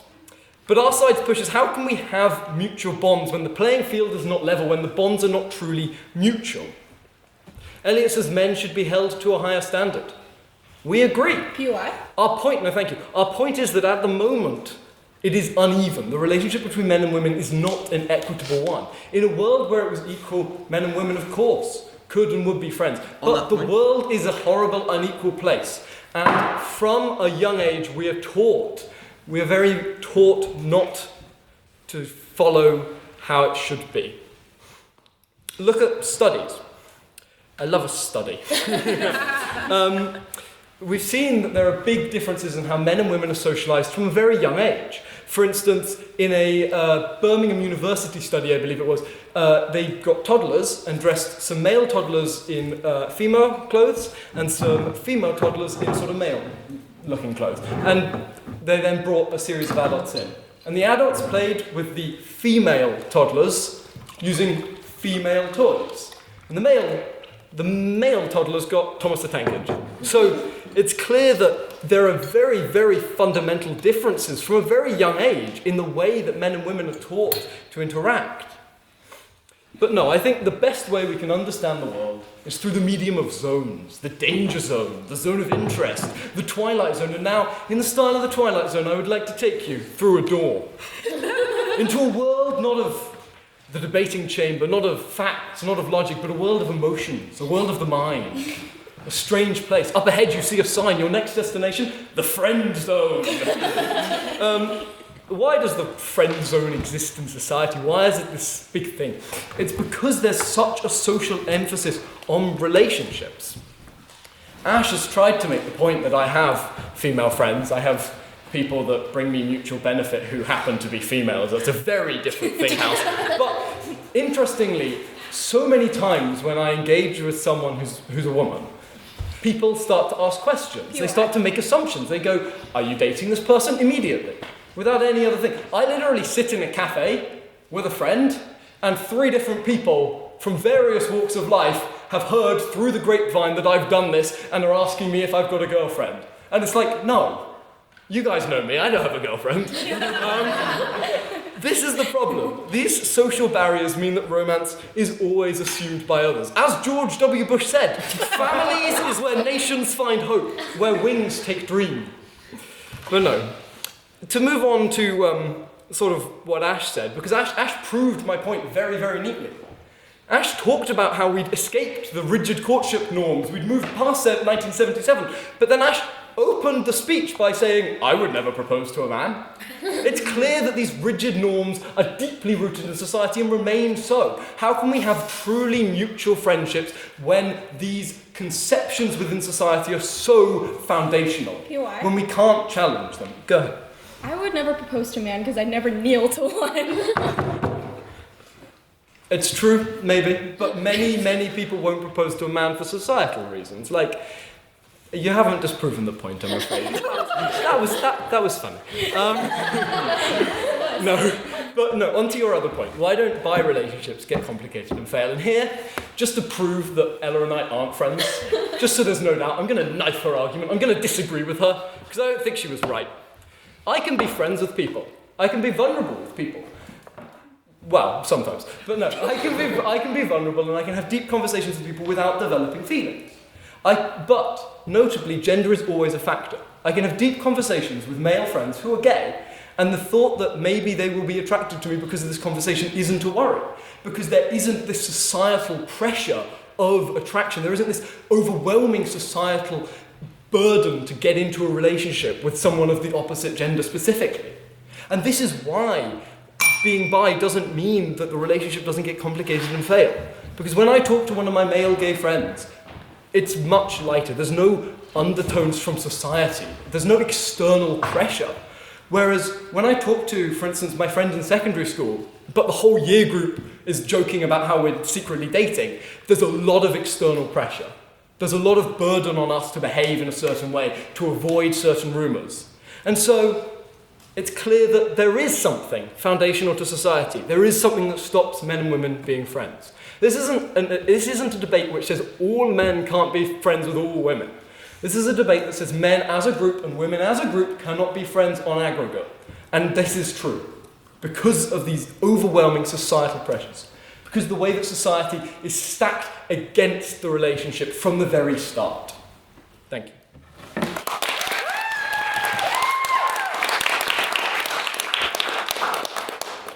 Jonathan, for that very fine speech. And now to close the case for the opposition and the debate as a whole, I'd like to invite Owen to the podium, please.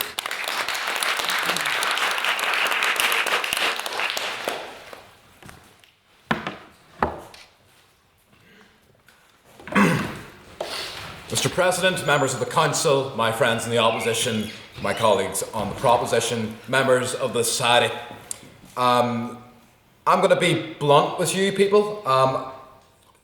I like to have the entire prose of a speech written before I start it. There's no prose.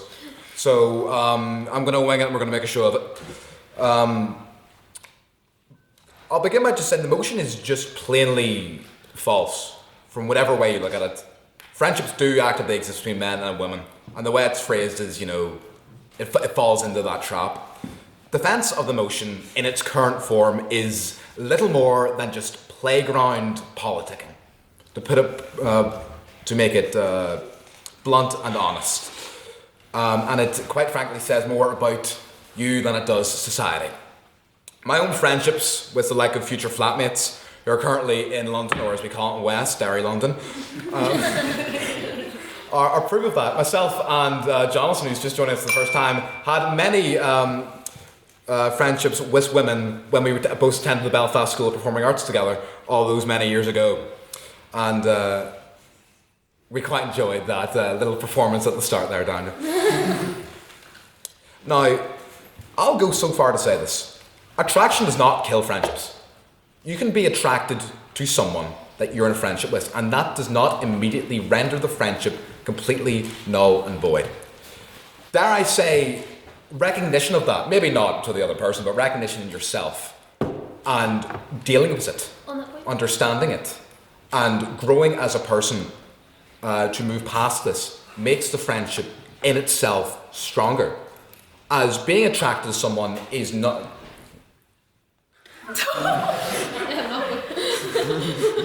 I'll finish, but no, I'll take it. Being attracted to someone, it is not a conscious decision. It's very much an unconscious thing. It's because of science. These things are, if you understand. Johnson, you may want to entice them with that at Lavery's if you join us.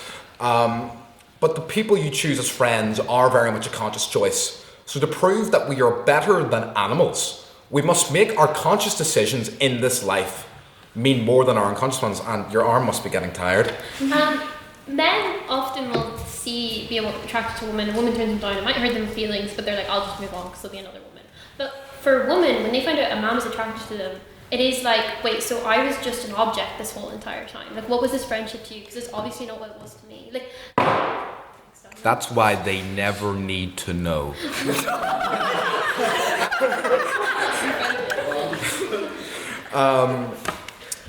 There's more here. Yeah, you think someone can play with the handwriting. You should see this. This is awful. So now I'm going on a tangent which I've titled "Bi People." So if we take the logic of the motion through a heteronormative lens, as it has been presented as such, it means that generally speaking, women that are gay generally can't be friends with other women that are gay. You take the same with gay men and other gay men, which we know is a false because there's actually organised unionist movements. So, Jackie, where are you?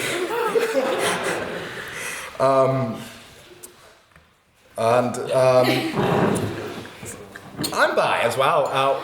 What the hell do I do? Do I just go into solitude with no friends forever? By the logic of the motion, it just, I fail to understand how you can apply it critically to normal everyday life. Because it's, again, an absurdity. To make such what the proposition have done is generalize the human species. What part of the human species is general? What blanket statement can you apply to this civilization that just applies? There's always caveats. There's always exceptions. Which is, unluckily for you, the motion had to be titled something short and snappy. So, yeah, I'm going on here because I've ran out of. Actually, no, I'll wrap this up. I want to go to Lavery's. So now, after because we're not out of the woods yet, after questions, we will all go to Lavery's. Johnson, please. So I'm going to issue this cross-gender call to Lavery's out of the words of Lord of the Rings, which does use male language, but just forget about it. Why are you scoffing? She's right. Sons of Lavery, sons of spoons, hold your ground. I see in your eyes the same fear that would take the heart of me. A day may come when the courage of man fails and we forsake our friendships and break all bonds of fellowship. But it is not this day. An hour of shots are getting blackout when the age of man comes crashing down.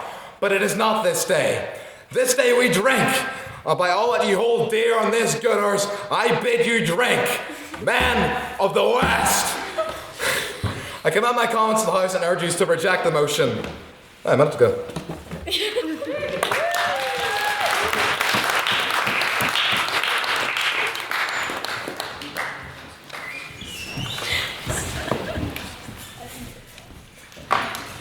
Thank you, Owen, for that very fine speech and that passionate call to Lavery's, and to all our speakers for what was an excellent debate.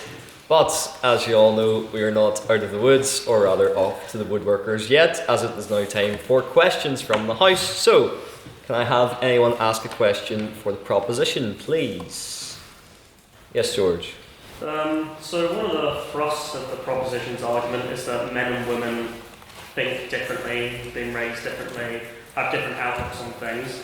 Well, I think, myself personally, if I think of political leaders I like, I think of Margaret Thatcher. And my question would be, there's a lot of very strong female leaders who are respected by men and maybe even held up higher than men. So, I think maybe I, as a man, put certain women, I believe in gender equality, but I put some women above men, and I think Margaret Thatcher had more balls than a lot of men. What's your question? Yeah, so men and women have been raised differently, yeah, cool, sweet, forever, but that doesn't really mean they can't be friends. Okay, someone from the proposition care to respond? Well, I disagree with the Margaret Thatcher glazing. We've done this before. I think men sometimes go, oh well, we were raised differently, but that's like there's no issue for friendship. And then I think women are the ones who have to bear the brunt of the differences a lot of the time. Like it's women who are on the receiving end of men not being able to process vulnerability a lot of the time, and that is crap for men. But when you are in a friendship and a man only sees you, and this doesn't happen all the time, but it happens more often than women would like, is that a man only sees you as an avenue for something. Like Jonathan says, I'm only an avenue for him to speak on debates. Like it doesn't have to be a sexual avenue, but there is the way that men look at women is fundamentally different to how women view friendship, and then that is a hard thing to have a friendship because it is inevitably going to cause complications and a bit of chaos. And it's not the same. When you have friendship with female friends, then you're like, well, this is not the same, and is it worth the effort? Like I do think that is like I have a lot of male friends, like there's Henry, there's Oren, there's I have no male friends because I was against the motion. that I'm supposed to be friends with, but like I have way more arguments with them than I ever have with my female friends because there is this inevitable complications that I have to come with of them just not getting things. Yeah. Thank you, Ella. Would someone from the opposition care to offer a rebuttal? Yes, Elliot? I share a lot of Farnham's distaste at the idea that you can't have friendships across difference in access to power structures or different experiences. I mean, a lot of media recently has centred on people making friendships across social divides. Green Books, Noughts and Crosses, Boy in Striped Pyjamas, all of these were about the idea of making friends with people who weren't in the same access to power as you. Growing up, my best friend at the time, the closest person I think I've ever been in the world with, was he grew up in Morocco. We had a very different upbringing, very different experiences, but that wasn't an obstacle to our closeness. And then when you kind of extrapolate a lot of the ideas of this motion, they seem to go against this progressive principles, which I know Farnan is a big fan of. And I think the reason that is that the origin of this motion, at least the contemporary origin of this motion, isn't a feminist idea. It's from the manosphere. The people who I hear espousing an idea that men and women cannot be friends are these kind of misogynistic figures like Andrew Tate who occupy the manosphere and use it to try and deny access for women to power structures.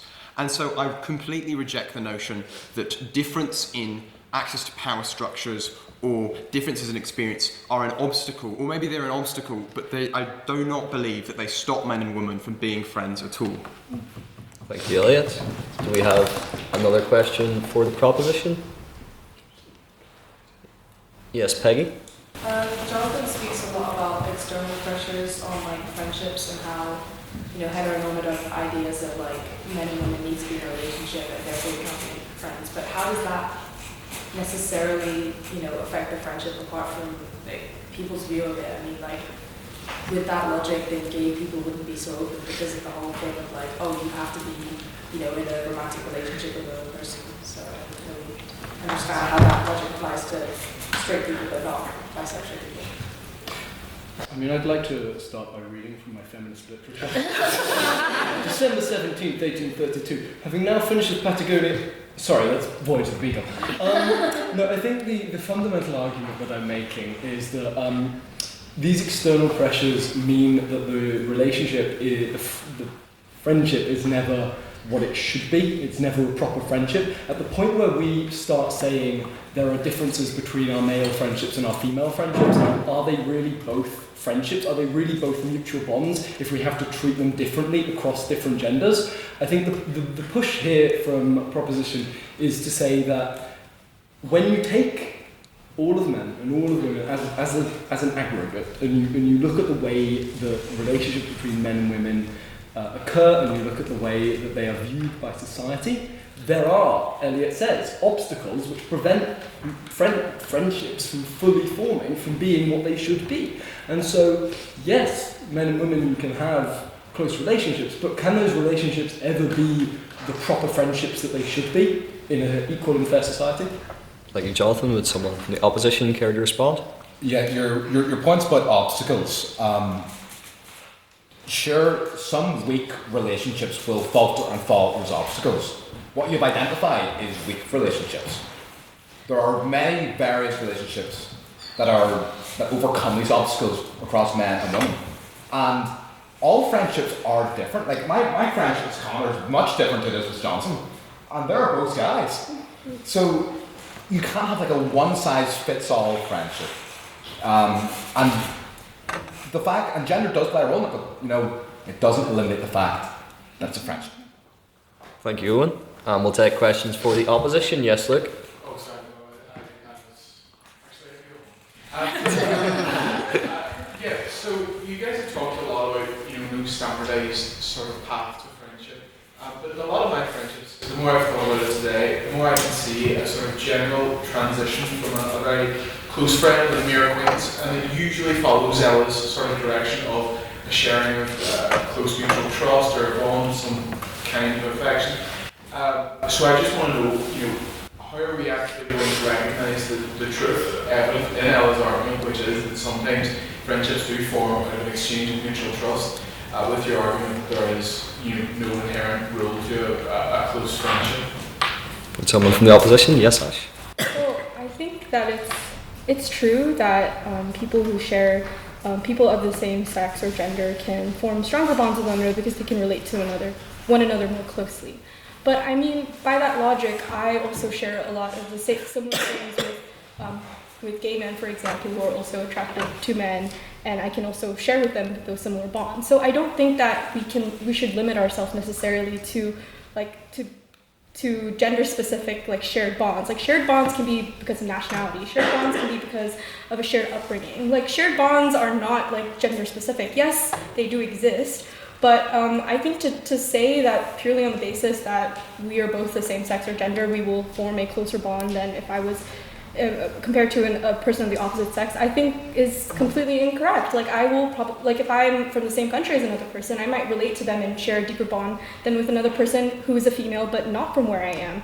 I think it's such a binary and limited view of how we form bonds and relationships that unfortunately this motion only stands in a very specific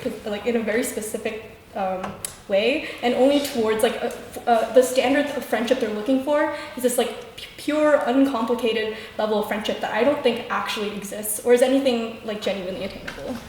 Thank you, Ash. Would someone from the proposition care to respond? I think it's attainable because I have it with my female friends, and I do think there's a level of, I think my whole point that I was trying to make is that there's an inherent level of trust that I have with female friendships that I don't have with male friendships. And I don't think that's necessarily the guy's fault. I just think there's societal barriers to the emotional intimacy that you have. And it's men they either get there and then they go, oh, this isn't a romantic thing or this is an attractive thing. Or even, say if it's a gay guy, they get there or they don't have any desire to, because for them it doesn't serve them a purpose to get that level of trust with someone. And I think, to go kind of back to what Luke said, you can have relationships with men where there's mutual interest, we're from the same country, or for example, me and Jonathan have some things in common, I guess, and we talk about that, or Daniel and I take the same train home and we talk about that. We've never met in the train yet, though that's something we have to do. But to me, that's not enough. Common interests, common bonds are not enough. When you do have a friendship that has absolute complete trust that person sees you exactly as you see yourself and you see them exactly as they see you. and there's a level to which you can openly criticize that person or openly vent to them. I've only ever attained that from female friendship, and maybe it's because I'm a misandrist, but I think it's a societal problem. So that's kind of the point I have. Thank you. We'll take one more question for the opposition if we have one. Yes, Rosa. This is more for Ash and Owen, but as a fellow bi woman, maybe it's just me, but I do feel more reservation going into male friendships than I would into female friendships.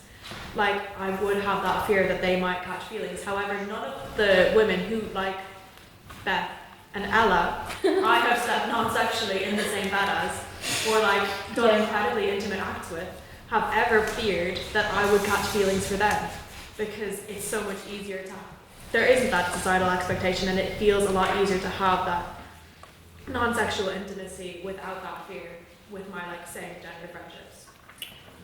I honestly do think that that does exist, but again, this is just a general motion of like, can a friendship truly exist? And I will not say that every friendship between me and a female and between me and a male will be exactly the same. There will be differences, and of course those nuances exist. But I think that just by calling it a nuance, or like that complication of barrier exists, you can just like dismiss the whole idea that you can be friends or even have a deep friendship. Why does it have to be comparable in order to exist? Like, I think that that's the question that I have. Like, why do we insist that it has to be so deep in order to count as a friendship? Like, I'm not exactly sure why we have to necessarily compare the two, you know? But I agree with you. I do think that there are nuances and that it will be different. But at the same time, if you're in a society where female relationships being too close to one another could be viewed as like potentially dangerous, you'll also be fearful of like certain romantic relationships. For example, back in Malaysia, I wouldn't want to be too close to my girlfriends because I wouldn't want them to think that anything is going on because it's potentially illegal. So that affects my friendships there too, but like that doesn't mean that I don't also form close bonds with them, right? So I don't think you can just apply this as a general blanket rule. Thank you. Thank you, Ash. Someone from the proposition. Yeah. Well, I think I misunderstood. I think I glossed over like kind of your experience in Malaysia, which is like completely like not something that you would experience here. But at the same time, like Beth and I have shared bed multiple times, and it's never ever like you would never feel that it's gonna be worried. And I've shared like my friend or not my friend or the guy I went to get breakfast in the cafe chaplaincy with today. He said that my house was like sapphic because we all like shared beds all the time. Because like as a guy, you know what that word means. That will make me laugh. I'm not being serious. But he as a guy, he didn't understand the fact that like as friends we all share beds or we talk about things that in his head he was like, I don't understand why you would talk about things that deep or whatever. And like maybe it's because my house is a bit strange, but I do genuinely think that I have an instant connection with women that I have where there's such a, even with women I don't know that well, there's such a level of trust. And men, it's not their fault. I'm not trying to hate on men. It's just that that's not how they operate through life. They're much more individual. Like, not to really generalize, and I know this is a sexist stereotype, and you don't always have to, but girls on club nights, you go to the bathroom together because you want to chat and you want to spend time, and it's such a good friendship. Guys, they operate like lone wolves. I've seen some guys that I know split off from the group, get a takeaway, go on a side quest, and they're like, why would I need to tell my friends about that? Like, it's like they view friendship in such a different way from the way we do that I find it difficult to believe that we could have the two genders as a whole, as Jonathan said, because not every man, every woman. But that's not the burden of this debate. It's men as a whole, women as a whole. It's hard to make connections, it's hard to make friendships because they view friendship fundamentally differently. Thank you, Ella. And we'll finish with one final abstaining question. So this is a question put evenly to both the proposition and the opposition. Yes, Elizabeth?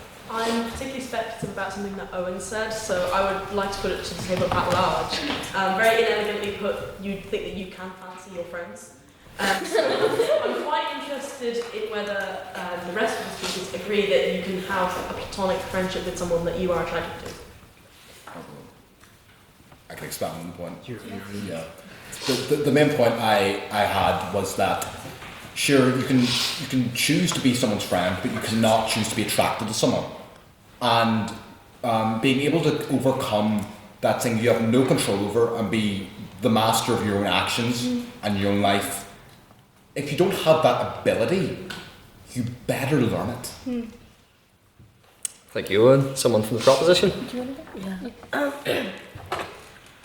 You talk about overcoming it, but I think people are viewing it from two different sides. Let's say I have a crush on someone and they obviously have platonic feelings for me.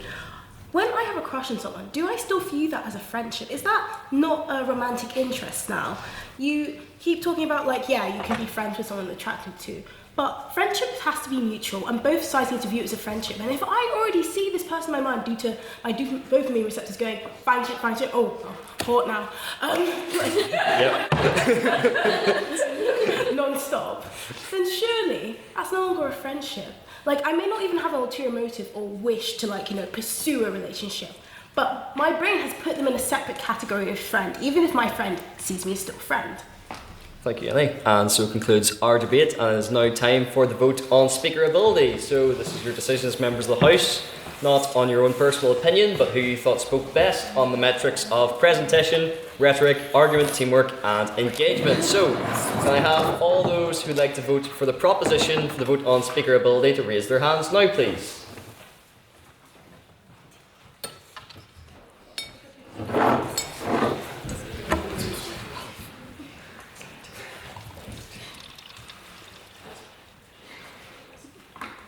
Yes.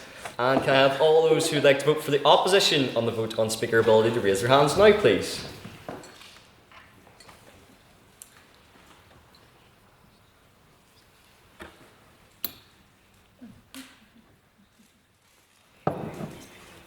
You can vote for yourself.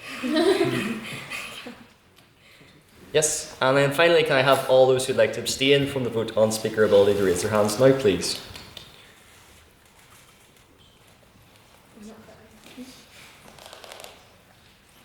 Nine?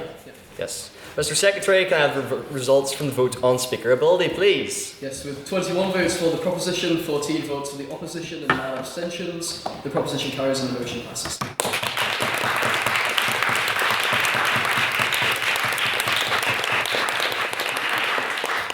Yes. And before we head off to Lavery's, well, first of all, I'd like to take a bit of time to reflect on the birthday of the Society. It's an immense pleasure to stand where so many influential figures have stood. The laughs, moments and memories that we share in McMorty Hall not only transcend the McMorty Hall, but have been shared by politicians, by ministers, by key members of communities, by the civil rights movement leaders.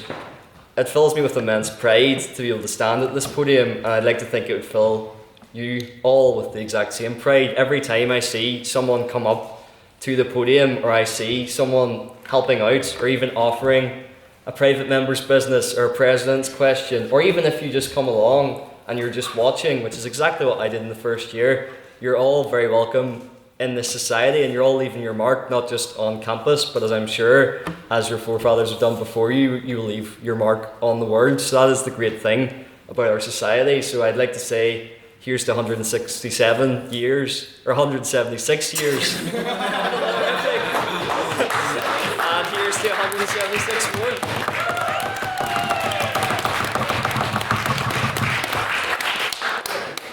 And with that, and all the opportunities you have to get involved, I'd like to open the floor to our council announcements. Do we have any council announcements in the house tonight? Mr. Events? We do. We have a few events. Monday we have the leader of the DUP, Gavin Robinson. That should be a fun one. Come along and boom, you can be in support. And the week after we have Danny Mulhall, former ambassador to the United States. We then have, I'm looking at my Outlook calendar, it's very disorganised. We have Mary McLeese, the former Irish president, coming on the 9th of March. Details are to be confirmed. We then also have a Latonto Summit Bride, that's rescheduled. That's on the 30th of March. And then we have another talk with Peter Taylor in April. Please do keep your eyes open because we have more stuff on the way. Thank you. Thank you. Do I have any other council announcements? Yes? Madam Internal? Yeah, so thank you again. We had an amazing meeting speaker tonight, so I think everyone's going to learn a lot.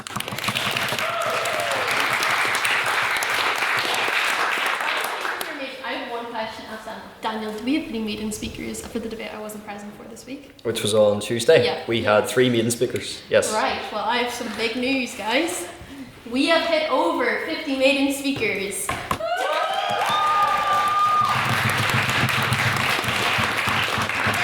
at 52, which is class. But I was like tweeting out to Jonathan. I was like, I think I hit over 50, but I have to ask Daniel. Anyway, so I should have done that before the debate. But also, in other amazing news, we have our chamber debate workshop, or kind of intro debate workshop, on next Wednesday. So, Ash Wednesday. So you can do 2 things on one day. Get your ashes and come to debate, or don't get your ashes, we're open to all people. It should be really, really fun. If you are in any way, if you've spoken before, you should still come to it, but if you are in any way hesitant about debating or speaking, then come to this workshop. It'll be very fun, it'll be really chill, it'll be in the PFC. Basically, it's about teaching people kind of what makes a debate good, what makes a debate compelling, why is it fun to do it. I'll be showing examples throughout the litany of Irish Times debates that I've watched in my research, and then also just out of world examples as well. So, out of the debate world, I mean. So it'll be really, really fun, so please come, because last time I came, to the 10 people who came last time, I love you so much, but we want to hit more than 10, guys, because I made such a good PowerPoint and only 10 people saw it, and 3 of those people were on council, so please come to my workshop on Wednesday. And then also, if you want to speak at debates, come to me or fill in the form. It's good to come to me, because especially for a debate like next week's debate, which is the Labour one, it's so popular. Like, it's crazy. And I have people coming to me being like, please let me speak in that debate. And I'm like, yeah, but I don't know how many people are left. But the one thing about that debate is, I'm sorry, I know I have a bad rep for being misandrous today. Only men have signed up for that debate, which is crazy because there's so many girls in the room.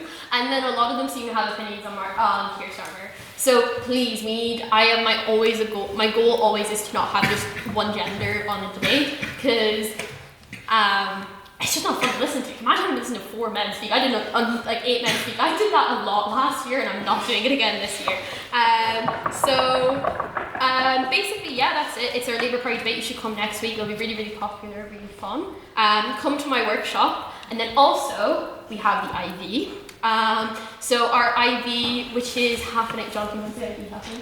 28th of February to the 1st of March. The weekend of the 28th, so then the 1st of March. Our IV is this amazing thing Henry's organising. A lot of you will have gone to IVs this year in Dublin. We are having our own one, and it is going to be much, much better than the people in Dublin can even comprehend. It's a Belfast IV, guys, and it's BP. So if you haven't done BP and you're a little bit worried about doing BP, then one, you should come to our Monday workshops, and also come chat to us. Come chat to us and we'll tell you all about BP, because it's really not that difficult. It is just a form of debate that prioritises argument. But that doesn't mean you can't be funny, that doesn't mean you can't be compelling or introduce rhetoric, it's just argument.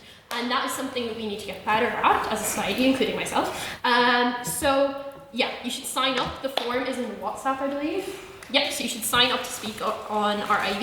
If you don't sign up, I'll personally come harass you. And believe me, Henry will harass you, which is a whole different kind of pushy. If you think I'm pushy intense, you have not met Henry or Regan yet properly. So please sign up to our IV. Please come to my workshop. Please sign up if you're a woman or a man to speak at next week's debate. That is the summary of my business. Thank you all. Transitions us very nicely on to an announcement from Madam Vice President. Yes, speaking of, if you're a woman, please sign up for the debates. You will scan the QR code and you will be able to sign up for our Women's Subcommittee debates. Yay! The first one is happening next Tuesday, and it is the motion, this House would decriminalise sex work. If anyone has any interest in that motion and any of the other motions that you can find through that QR code, please sign up.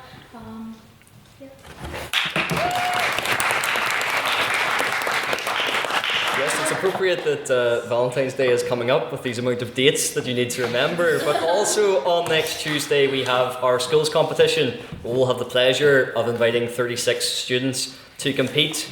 If you would wish to help us out, we very much appreciate the help. And the schools competition has produced many great lyrific members, some of whom are in the room tonight. So yes, please help us along with, there we go. Please help us along with that. Now usually I would say to scan the QR code And I'd plug all of the great debates, events and socials that we have coming up and tell you to sign up to be a member. Now you can still scan that QR code and very much become a part of our community, but does anyone hear that noise? That is the noise of membership, the membership door slamming shut as we are freezing membership for the AGM of the 177th session. This will be taking place on the 16th of March, with nominations open from the 2nd of March to the 9th. So please make sure to get involved in the society, to put yourself forward, to have some confidence, and it'd be great to see you all there. Very exciting indeed for who will be shaping our society and ultimately the future going forward. And with that, as is tradition, I would like to invite the speakers to the front, council to stay behind to set up the room. I'll see the rest of you in Lavery's. I call this meeting adjourned.